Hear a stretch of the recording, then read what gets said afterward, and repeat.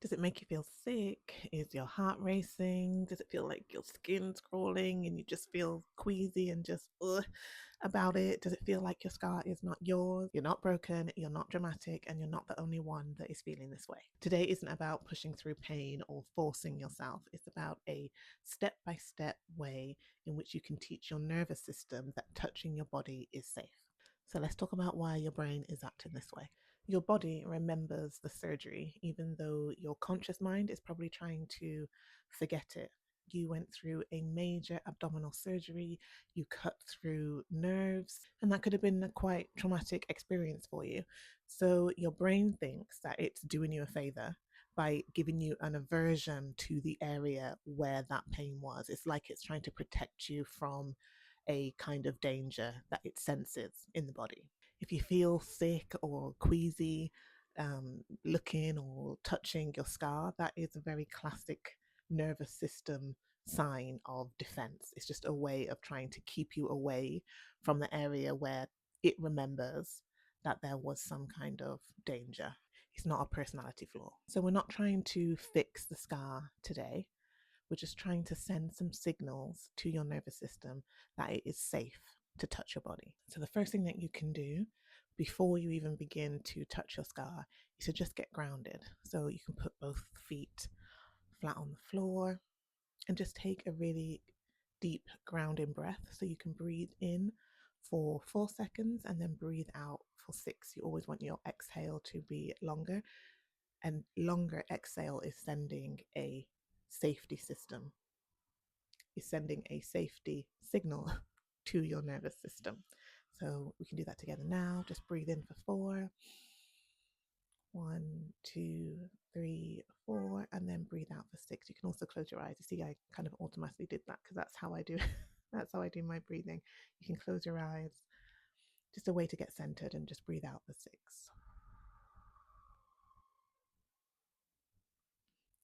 And you can do that again. 1, 2, 3, 4, and out for 6. 1, 2, 3, 4, 5, 6. So your breath is going to be one of your anchors. And you can also add to that some calming scents like chamomile, peppermint. If you know if you're feeling like sick, peppermint is a good scent for that as well. And also cold water also helps the nervous system.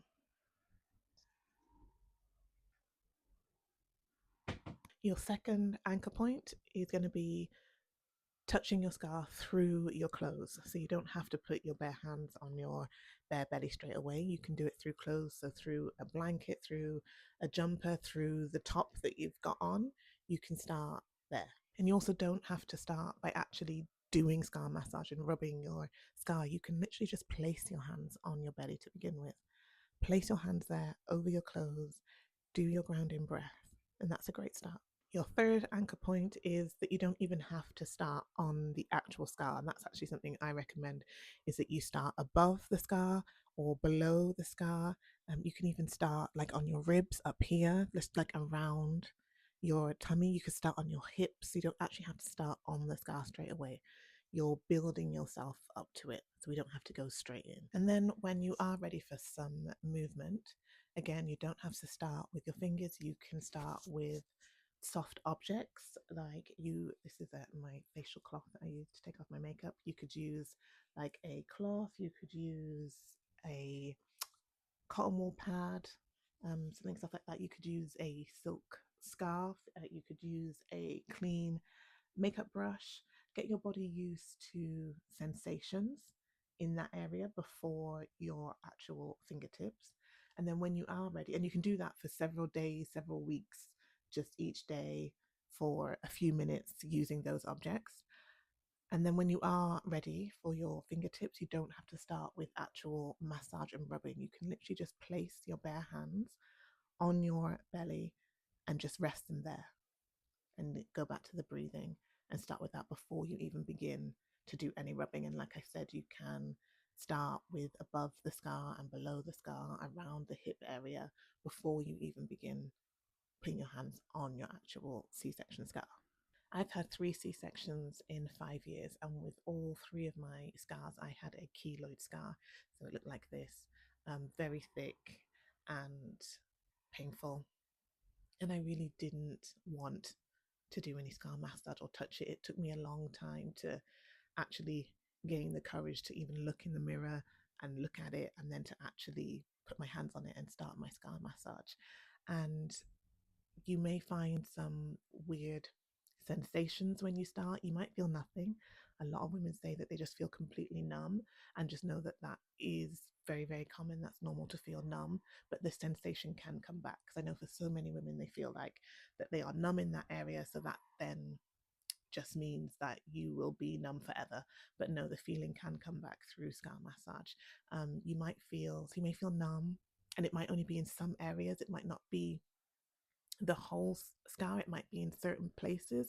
That's what I found. Like normally the edges were a lot more numb, and the very center was a lot more numb than other areas. It can take a while for the nerves to wake up. So when they do wake up, as you do this each day and through the weeks, then you might start to feel a bit of tingling. It might feel warm, but your scar massage should never feel painful. So if it's ever painful, you just want to back off. You're doing just a bit too much. Um, but it should never feel painful. But you might feel tingling, you might feel warmth, and it will be the nerves waking up. It will be the feeling coming back. So that's completely okay. Take this at your own pace. If all you do today is put your hands over your leggings for 30 seconds, that is a huge win. And if you'd like some more guidance on this, then I have linked in the description my free How to Get Comfortable with Your Scar. It will be in the description, and it will be in the pinned comments. You can use it whenever you feel overwhelmed or anxious. And whenever you feel ready for daily touch practice, my reconnection oil was created just for that exact ritual. If you do start, let me know how you get on in the comments, or if you have any questions, and I'll see you in the next one.